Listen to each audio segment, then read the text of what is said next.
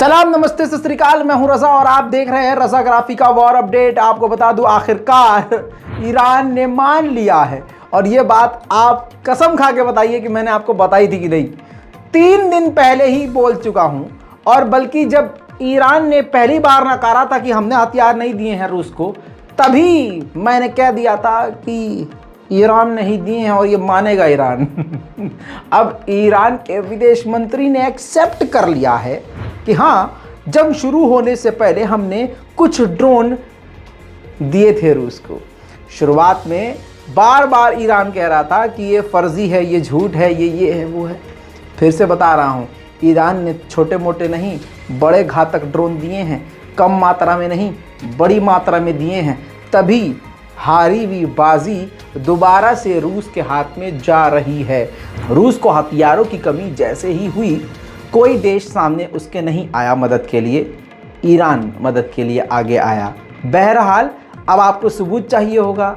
रजाग्राफी के चाहने वाले हैं ही ऐसे, उनको पता है बिना सबूत के भाई बात ही नहीं करते। तो ठीक है, ईरान के विदेश मंत्री का कबूलनामा देखिए। مناسبات ما با روسیه بر مبنای همسایگی و منافع متقابل هست. من همینجا مایلم تاکید کنم این هیاهویی که برخی از کشورهای غربی به راه انداختن که جمهوری اسلامی ایران برای کمک به جنگ اوکراین موشک و پهپاد در اختیار روسیه قرار داده، بخش موشکش کاملا غلط هست، بخش پهپادش درست هست. ما مقدار معدودی پهپاد ماها قبل از جنگ اوکراین در اختیار روسیه قرار دادیم.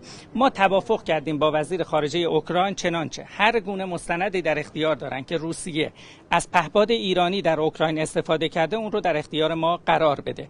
چنین قراری رو 2 هفته پیش داشتیم در یک کشور اروپایی. هیئت دفاعی و سیاسی ما به اون کشور اروپایی رفت، اما متاسفانه در دقیقه 90 طرف اوکراینی حضور پیدا نکرد. علتش این بود कि अमेरिका व बरखी अब इस कबूलनामे के बाद तिलमिलाना यूक्रेन का वाजिब था।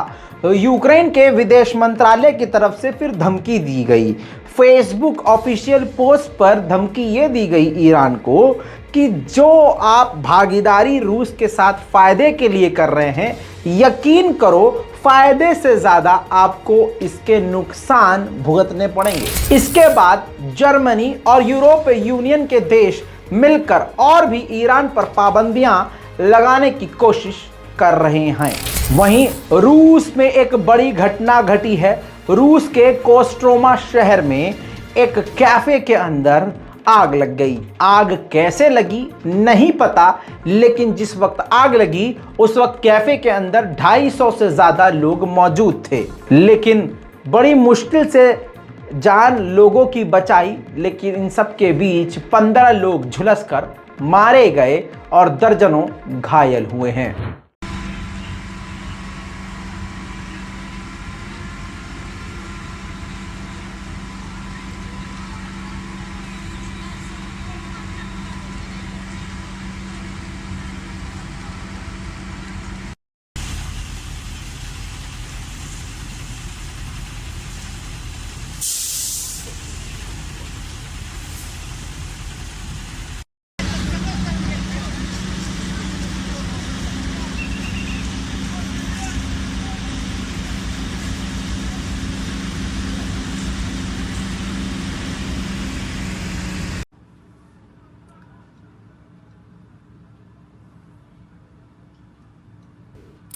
उधर रूस ने ऐलान कर दिया है कि 3,18,000 मोबिलाइजेशन वाले सैनिक, यानी जो जनता सेना में भर्ती हुई है, ट्रेनिंग लेके तैयार हो गई है और हमारे पास आ गई है।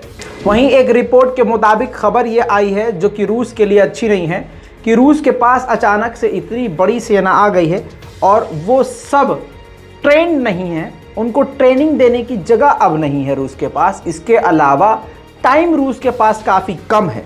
साथ ही जो जगह पड़ रही है कम, उसकी वजह से ठीक से ट्रेनिंग भी नहीं हो पा रही है। जॉर्जिया का बॉर्डर रूस से मिलता है। जॉर्जिया आर्मीनिया अजरबैजान से भी एक छोटा सा देश है। वहाँ पर रूस के 1 लाख से ज़्यादा रेफ्यूजीज़ पहुँच चुके हैं, और 1 लाख पहुँचने की वजह से ही वहाँ की आबादी ही बढ़ गई है और काफ़ी ज़्यादा दिक्कतों का सामना जॉर्जिया को करना पड़ रहा है। वहीं बड़ी रिपोर्ट के मुताबिक यूक्रेन ने रूस पर भारी भरकम हमले करके पिछले 24 घंटे में रूस के 600 सैनिकों का कत्ल कर दिया है। इसके अलावा रूस के 2 KA-52 अटैक हेलीकॉप्टर यूक्रेन ने पिछले 24 घंटे में मारकर गिराए और 6 शहीद कैमिकाजे ईरानियन ड्रोन को भी मारकर यूक्रेन ने गिराया है। वहीं एक रिपोर्ट के मुताबिक, और ये रूस भी कहीं ना कहीं जानता है और मान रहा है कि अमेरिका के हिमरास मिसाइल और हिमरास लॉन्चर के आगे रशिया के डिफेंस सिस्टम फेल हो रहे हैं, क्योंकि एक भी हिमरास लॉन्चर को रूस मारकर नहीं गिरा पाया है। ऐसा रूस में भी खबरों को देखा जा रहा है। चेचन और रूस के बीच में सालों पहले युद्ध हुआ था। उस युद्ध में रूस के बहुत सैनिक मारे गए थे।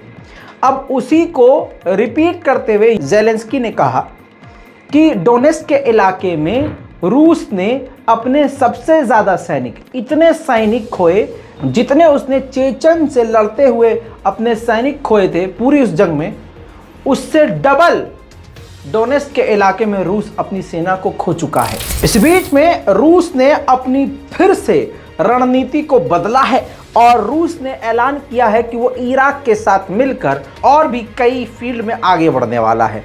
रिपोर्ट आपकी स्क्रीन पर रख रहा हूं और ध्यान से समझ लीजिए कि ऐतिहासिक ये कदम उठाया गया है और आपको और हमको नहीं पता तो आप जान लीजिए, इराक और रूस के बीच में सन 1975 में एटॉमिक एनर्जी को लेकर, परमाणु को लेकर एक एग्रीमेंट हुआ था, जिसमें रूस इराक में परमाणु न्यूक्लियर फील्ड बनाएगा।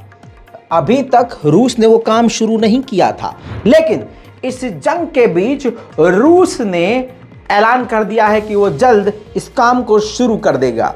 साथ ही पुतिन ने यह भी कहा कि रूस के सभी विश्वविद्यालयों में, कॉलेजेस में इराकी स्टूडेंट्स को जो एडमिशन्स हैं वो मिलना शुरू हो जाएंगे ज़्यादा संख्या में। अब देखिए, रूस भी अमेरिका का बाप निकल रहा है। कैसे?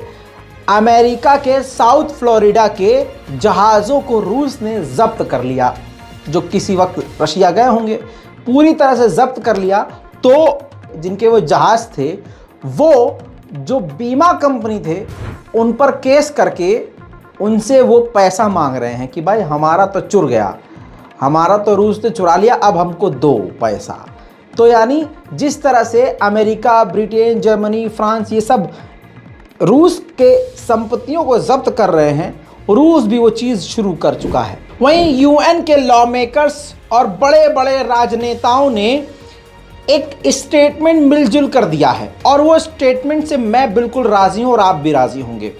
उनका ये कहना है, लॉ मेकर्स का और दुनिया के बड़े बड़े दिग्गज यूएन के नेताओं का कहना ये है कि ये जो जंग है ये बातचीत से ही ख़त्म हो सकती है, कोई दूसरा ऑप्शन ही नहीं है। बहरहाल ये वॉर अपडेट आप देख रहे थे। मैं फिर से आज दोबारा आऊँगा आपके सामने और वॉर अपडेट लेकर। इस रिपोर्ट को तब तक देखिए, शेयर कीजिए, दुआओं में याद रखिए और चैनल को रिफ्रेश करते रहिए। जय हिंद।